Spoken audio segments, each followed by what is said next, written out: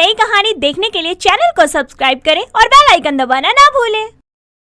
नई नवेली दुल्हन बनी वेदिका घर के चौखट पर अपने पति निखिल के साथ खड़ी थी। तभी उसकी सास रिपना उसकी आरती उतारते हुए बोलती है, हाय, नजर न लगे, एकदम चांद का टुकड़ा है मेरी बहू तो। तभी रिपना के पास में खड़ी वेदिका की बड़ी ननद नीलम बोलती है, हाँ माँ, बात तो सही कह रही हो एकदम। भाभी तो बहुत सुंदर है। नीलम अभी बोल ही रही होती है कि तभी वेदिका की छोटी ननद श्वेता बोलती है, जो कि अपनी सहेली किरण के साथ खड़ी थी। किरण श्वेता की बचपन की दोस्त होने के साथ साथ पड़ोसन भी थी, इसीलिए वो किरण के हाथों से चावल का भरा कलश लेकर बोलती है, अरे अब बस भी करो, बहुत हो गया। भाभी ये कलश गिराओ और अंदर आओ। वेदिका चावल से भरा कलश गिराकर अपने ससुराल में अपने शुभ कदम रखती है। कुछ वक्त यूं ही बीत जाता है। एक तरफ नीलम और रिपना वेदिका पर हुक्म चलाया करते थे, तो वहीं श्वेता थोड़ी चंचल स्वभाव की थी। ऐसे ही एक दिन किरण श्वेता से मिलने के लिए घर आती है और वेदिका बोलती है, भाभी, श्वेता कहाँ है? वो अपने कमरे में है, आप बैठो। बहुत सही वक्त पर आई हो। मैंने गर्मा गर्म आलू के पराठे और बूंदी का रायता बनाया है, आप भी बैठकर खाना। वेदिका की बात सुनकर किरण फट से जाकर खाने की टेबल पर बैठ जाती है और वेदिका भी श्वेता को बुलाकर ले आती है। पर जैसे ही नीलम और रिपना खाने के लिए टेबल पर आती हैं, तभी किरण को देखकर वो बुरा सा मुंह बना लेती हैं। वेदिका सभी को खाना परोसती है। तभी किरण खाना चखकर कहती है, भाभी, आपके हाथों में तो जादू है। आप बिल्कुल मेरी माँ की तरह खाना बनाती हो। सच में आपने मुझे उनकी याद दिला दी। मैं स्कूल जाती थी तब वो मुझे छोड़ के चल बसे। अरे अरे किरण, दिल छोटा नहीं करते। जब तुम्हारा दिल करे तुम मेरे पास आ जाया करना खाना खाने के लिए। आखिर तुम भी तो मेरी ननद ही हो। भाभी, क्या सारा प्यार मेरी दोस्त को ही दे दोगी? माना कि वो आपकी ननद है, पर मैं भी तो आपकी ननद हूँ, मेरा भी तो ख्याल रखा करो। यही बातें करते करते सभी खाना खा लेते हैं। खाना खाने के बाद श्वेता किरण को लेकर अपने कमरे में चली जाती है और वेदिका टेबल से बर्तन उठाने लगती है। तभी रिपना बोलती है, देखो बहू रानी, एक सीधी साफ बात कहती हूँ, याद रखना तुम्हारी 3 नहीं बस 2 नंदे हैं, जो है मेरी नीलम बिटिया और श्वेता बिटिया। इस बिना माँ की बेटी किरण को ज्यादा मुँह लगाने की जरूरत नहीं है, समझ गई? हाँ भाभी, माँ सही कह रही है।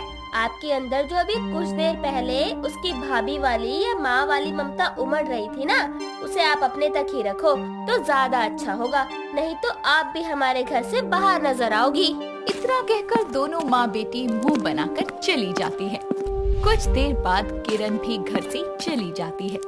दिन गुजरते जाते हैं, जहाँ एक तरफ नीलम और रिपना को किरण फूटी आंख नहीं भाती थी, तो वहीं वेदिका किरण को दिल से अपनी तीसरी ननद मान चुकी थी, जिसके चलते वो उसे नीलम और श्वेता की तरह ही प्यार दिया करती थी। ऐसे ही एक दिन जब घर में कोई नहीं होता, तभी हाथों में तोहफा लिए किरण श्वेता के घर आती है और वेदिका को आवाज देते हुए बोलती है, भाभी, वेदिका भाभी। हाँ मेरी प्यारी ननद, कहिए क्या हुआ? भाभी, ये तोहफा आपके लिए, खोलकर देखो कैसा है। किरण के कहने पर बोलती है। भाभी, से वो वेदिका भाभी। करती है। हाँ मेरी और प्यारी उसमें ननद, छोटे से कहिए गणपति क्या हुआ? जी होते हैं, भाभी, ये तोहफा जिसे आपके देखकर लिए, वेदिका खोलकर देखो बहुत कैसा है। खुश होती है। किरण के कहने पर किरण वेदिका बोलती है, भाभी, ये मुझे मेरी माँ ने जाते जाते दिया था। वो कहती थी कि ये हमेशा मेरी रक्षा करेंगे। माँ तो चली गई, लेकिन जब से आप मेरी जिंदगी में आई हो, मुझे माँ और भाभी दोनों का प्यार मिल गया है। इसलिए अब से मैं ये आपको देना चाहती हूँ, ताकि ये आपकी रक्षा करे, आपकी जिंदगी में खुशियाँ भरे। पागल हो, तुम मेरी ननद हो, समझी? और ननद छोटी बहन होती है और भाभी माँ जैसी होती है। मेरी 2 नहीं बल्कि 3 ननद है। भाभी, मेरा ना कचौरी खाने का बड़ा मन कर रहा है, आप मेरे लिए बना दोगी प्लीज? अरे क्यों नहीं, साथ में चटनी भी बना कर दूंगी। इतना कहकर वेदिका किचन में जाती है। कुछ देर बाद वो गर्मा गर्म कचौरियाँ बनाकर लाती है और किरण को अपने हाथों से खिलाती है। तभी रिपना और नीलम भी घर आते हैं। और किरण और वेदिका को ऐसे हंसते देखकर नीलम रिपना से बोलती है। माँ देख रही हो ना कैसे इस घटिया लड़की से आपकी बहू नजदीकियाँ बढ़ा रही है। जिसे हम अपने घर की धूल समझते हैं उसे ये सर का ताज बना रही है। हाँ हाँ नीलम बेटा, देख रही हूँ, कुछ तो करना होगा। बड़ा शौक है इन दोनों को नंद भाभी बनने का। देखना मैं कैसे इनके बीच में नफरत की दीवार खड़ी करती हूँ। क्यों नहीं माँ, मैं भी आपके साथ हूँ। वैसे मेरे पास एक तरकीब है जिससे सांप भी मर जाएगा और लाठी भी नहीं टूटेगी।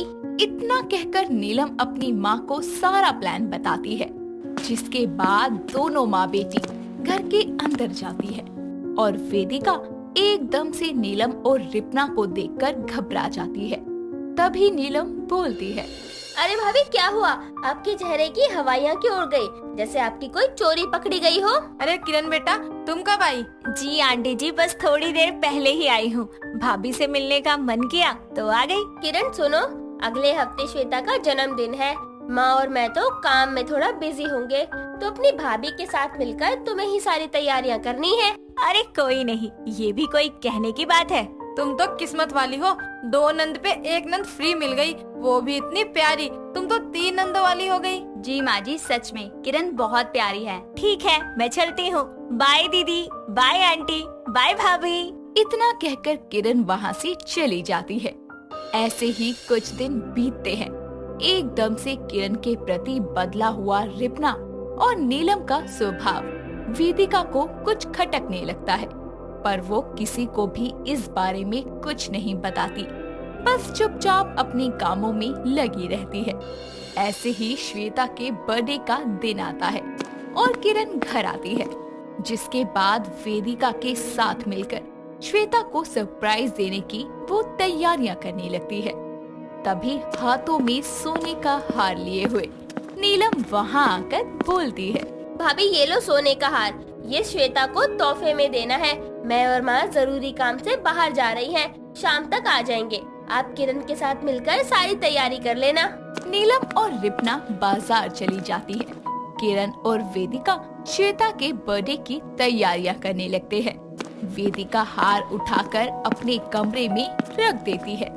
शाम ढल जाती है, सभी लोग घर आते हैं और जैसे ही श्वेता घर आती है सभी ढल जाती है, चिल्लाते हैं। सभी लोग घर आते हैं श्वेता। और जैसे ही श्वेता घर आती है भाभी सभी जरा वो एक सोने साथ का सेट चिल्लाते लाकर हैं। तो देना। Happy और मैंने birthday, आपको श्वेता। बोला था, श्वेता के लिए Thank उसे you। पहनकर ही मेरी भाभी, श्वेता केक जरा कट वो सोने करेगी। का सेट। नीलम की बात सुनकर वेदिका जल्दी से कमरे में जाती है, लेकिन वहाँ हार नहीं होता और वो खाली हाथ ही नीचे आती है और हार ना मिलने की बात सबको बताती है।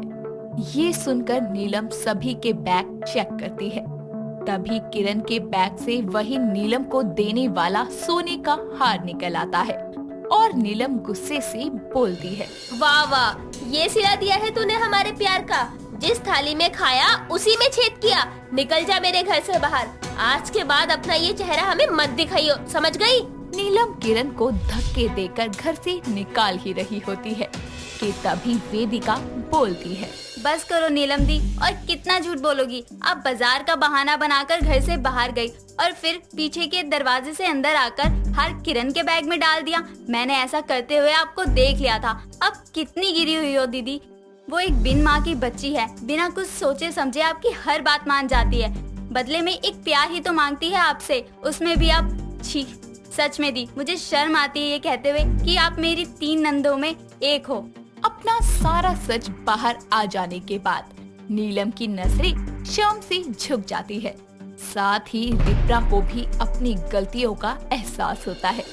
दोनों ही किरण और वेदिका से माफी मांगती है, जिसके बाद रिपना किरण को अपनी बेटी स्वीकार करती है और उसे भी श्वेता की तरह ही प्यार देती है। पुष्पा किचन में खाना बनाते हुए अपनी बहू खुशी को आवाज देती है और उससे बोलती है, बहू सुधीर को फोन करके पूछ तो जरा कहाँ रह गया वो। खुशी फोन ना कर अपना फोन लेकर वहाँ से पुष्पा के पास चली जाती है और खाने की खुशबू सूंघकर अपनी सास से बोलती है, अरे वाह माँ जी, खुशबू तो बड़ी बेहतरीन आ रही है। क्या बना रही हो आज? पनीर, सुधीर का मनपसंद। अच्छा, तो आज अपने बेटे के पसंद की चीजें बनाई जा रही हैं और मेरे लिए? अरे तेरे पसंद का भी बना रही हूँ, आलू के पराठे। दोनों सास बहू खाना बनाते हुए बातें करने लगती हैं। तभी सुधीर बाहर से खाना लेकर आ जाता है और अपनी माँ को आवाज देते हुए कहता है, माँ, आज मैं देखो बाहर से खाना लाया हूँ। अरे नास बेटे, ये जो घर में खाना बना है ये क्या गली के कुत्ते खाएंगे? क्या माँ जी आप भी, जब हमने घर में ही कुत्ता पाल रखा है तो गली के कुत्ते को खाना खिलाने की क्या जरूरत है? सही बोल रही है मेरी बहू।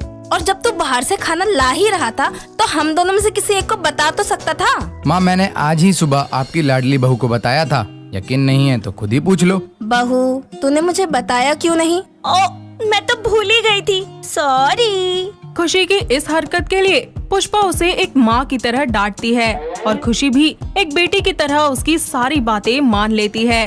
थोड़ी ही देर के बाद तीनों खाना खाने के लिए बैठ जाते हैं कि तभी पुष्पा की बहन निधि का फोन आ जाता है। अपनी बहन से बात करने के बाद पुष्पा खाना खाते हुए खुशी और सुधीर से बोलती है, तेरी प्यारी मासी आ रही है कल, निधि मासी। क्या माँ, सच? निधि मासी, ये वही है ना जिनकी आपसे अक्सर बात होती है? हाँ, ये वही मासी है जिनके बारे में मैं तुम्हें बताता था। निधि के बारे में इतना सब कुछ सुनकर खुशी का भी उससे मिलने का मन करता है और अगले ही दिन निधि उनके घर आ जाती है। उसके घर आते ही खुशी उनके पैर छूकर उनका आशीर्वाद ले लेती है। उसके ये संस्कार देखकर निधि बोलती है, हाय रामा, ये क्या हुआ? अरे पुष्पा, तेरी बहू तो बहुत ही ज्यादा संस्कारी है, पर मुझे माफ करना कि मैं तेरी बेटे की शादी में आ ना सकी। तुझे तो पता है ना मेरी तबीयत का। अरे कोई बात नहीं। निधि खुशी को उसकी मुंह दिखाई में सोने की चैन देती है। कुछ ही देर के बाद निधि अपने कमरे में आराम करती है। तभी खुशी अपनी मासी सास के लिए हल्दी वाला दूध लेकर आती है। ये सब देखकर निधि को बहुत अच्छा लगता है। ऐसे ही अगली सुबह निधि घर में सबसे पहले उठ जाती है और घर में जाकर पूजा करती है। पूजा की घंटियों की आवाज सुनकर सभी की आंखें खुल जाती हैं, पर खुशी अभी तक सो रही होती है। और कुछ ही देर के बाद हर बार की तरह खुशी अपने समय पर उठकर सीधा किचन में चली जाती है और अपनी सास से बोलती है, माँ जी, खुशबू तो बहुत अच्छी आ रही है। क्या बना रही हो आज नाश्ते में? तेरी मासी के मनपसंद पोहे। दोनों सास बहू वहाँ पर बातें कर ही रही होती है कि इतने में निधि आ जाती है और खुशी को लोअर टी शर्ट में देखकर पुष्पा से बोलती है, हाय रामा, ये क्या हुआ? अरे सास यहाँ काम कर रही है और बहू खड़ी होके तमाशा देख रही है। अरे एक हमारी बहू है जो जुबान तक नहीं चलाती और ये महारानी अपनी सास से काम करवाए जा रही है। तो क्या हुआ दीदी, वैसे भी खाना मैं ही बनाती हूँ। हाय रामा, ये क्या हुआ? पुष्पा, तुम रोज खाना बनाती हो तो ये क्या करती है? मासी, वो बात ये है ना कि मुझे अभी माँ जितना अच्छा खाना बनाना नहीं आता, इसीलिए मैं अभी सीख रही हूँ। निधि खुशी पर भड़कना शुरू कर देती है, पर पुष्पा बात को संभाल लेती है और निधि के वहाँ से जाने के बाद पुष्पा अपनी बहू से कहती है, बहू, तो अपनी मासी सास की बातों का बुरा मत मान। वो थोड़ी पुरानी सोच की है और उनके बेटे बहू भी अब उनके साथ नहीं रहते ना, तो उन्हें लगता है बहू को ज्यादा लाड प्यार करने से बहू सर पे चढ़ जाती है, बस इसीलिए। कोई बात नहीं माँ जी, मैं समझ सकती हूँ।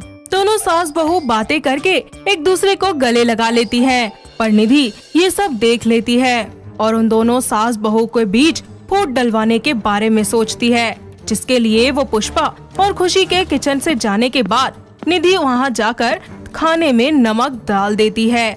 जब खाना खाने के लिए सभी बैठते हैं तो तेज नमक की वजह से खुशी अपनी सास से कहती है, अरे माँ जी, आज क्या आपने नमक की सब्जी बनाई है? हाय रामा, ये क्या हुआ? अरे बहू, तुझसे तो खुद का कुछ होता नहीं और अपनी सास को बोले जा रही है।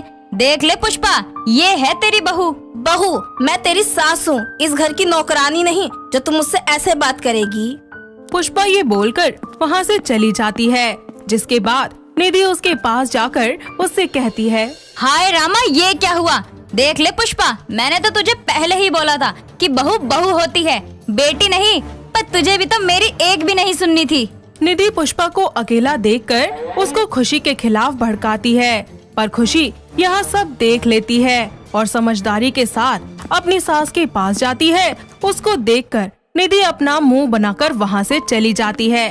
जिसके बाद खुशी अपनी सास से कहती है, माँ जी माफ करना, पर मैंने ये सब मजाक में कह दिया था।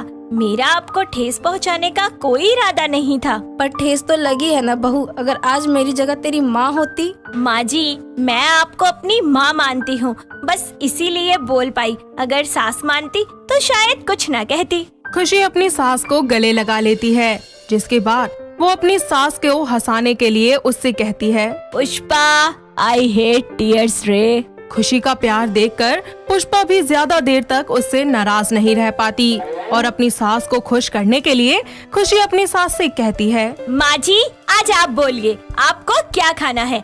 आज आपकी खुशी आपके लिए खाना बनाएगी। Your order ma'am. ये बोलकर खुशी जल्दी से अपने हाथों से नोटबुक और पेन लेकर आती है और अपनी सास का ऑर्डर लेने लगती है। जिसके बाद वो रसोई में जाकर YouTube की मदद से अपनी सास के लिए उनकी फेवरेट खीर बना लेती है। उन दोनों सास बहू का प्यार देखकर निधि अकेले में खुशी के पास आकर उसे भड़काने की कोशिश करती है। जिस पर खुशी उसे करारा जवाब देते हुए कहती है, मासी मुझे माफ करना, जो भी मैं आपको बोलने वाली हूँ शायद वो आपको बहुत बुरा लगे, लेकिन अगर आपने अपनी बहू को अपनी बेटी की तरह प्यार किया होता ना, तो वो भी आपको अपनी माँ जितना ही सम्मान देती और प्यार देती। लेकिन नहीं, आपसे अपनी बहू तो संभली नहीं और दूसरों के घर बर्बाद कर रही हैं। खुशी की ऐसी बातें सुनकर निधि वहाँ से पुष्पा के पास चली जाती है और खुशी के बारे में नमक मिर्च लगाकर उसे सब बताती है। जिस पर पुष्पा निधि से बोलती है,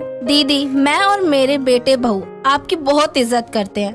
प्लीज हमारी नजरों में आप अपनी इज्जत मत गिराइए, क्योंकि हम सब जानते हैं आपको।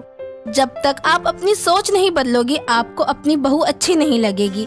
एक बार सास होने का अकड़ तो छोड़कर देखो, आपको खुद पता चल जाएगा आपकी बहू भी आपसे कितना प्यार करती है। तभी निधि की बहू कश्मीरा का फोन आ जाता है और वो डरते हुए अपनी सास से उसकी तबीयत के बारे में पूछती है। पर निधि उसको गुस्से में कुछ बोल नहीं जा रही थी। लेकिन तभी खुशी और पुष्पा उससे प्यार से बात करने के लिए निधि की तरफ इशारा करते हैं और पहली बार निधि अपनी बहू से प्यार से बात करती है। अपनी सास का ऐसा व्यवहार देखकर कश्मीरा भी उससे बहुत ही अच्छे से और प्यार से बात करती है और दोनों सास बहू पहली बार एक दूसरे से सास बहू नहीं बल्कि माँ बेटी की तरह अपने सुख दुख पूछती है। अपनी बहू से बात करने के बाद निधि और कश्मीरा में भी प्यार हो जाता है और वो दोनों एक दूसरे को समझने की कोशिश करती हैं। तभी निधि उनसे कहती है, हाय रामा, ये क्या हुआ? तेरी बहू तो सच में संस्कारी है और मेरी भी। आज तुम दोनों की वजह से मुझे समझ आ गया कि एक सास बहू में भी प्यार हो सकता है अगर वो दोनों एक दूसरे को समझते हों। और अब मुझे जाने की इजाजत दो। आज बहुत दिनों बाद दिल से मेरी बहू मेरे पास आ रही है। इतना सब बोलकर निधि अपना बैग पैक करके वहाँ से चली जाती है और दोनों सास बहू मिलकर खीर खाती हैं। पर बेस्वाद होने के बाद भी पुष्पा अपनी बहू की तारीफ ही करती है और दोनों सास बहू मिलकर खीर के खूब मजे लेती हैं। इस तरह वो लोग खुशी खुशी जिंदगी भर तक एक दूसरे के साथ रहती हैं। दोस्तों, अगर आपको ये कहानी पसंद आई तो इसे लाइक करें, शेयर करें और कमेंट करके बताएं कि कहानी में आपको सबसे अच्छा क्या लगा।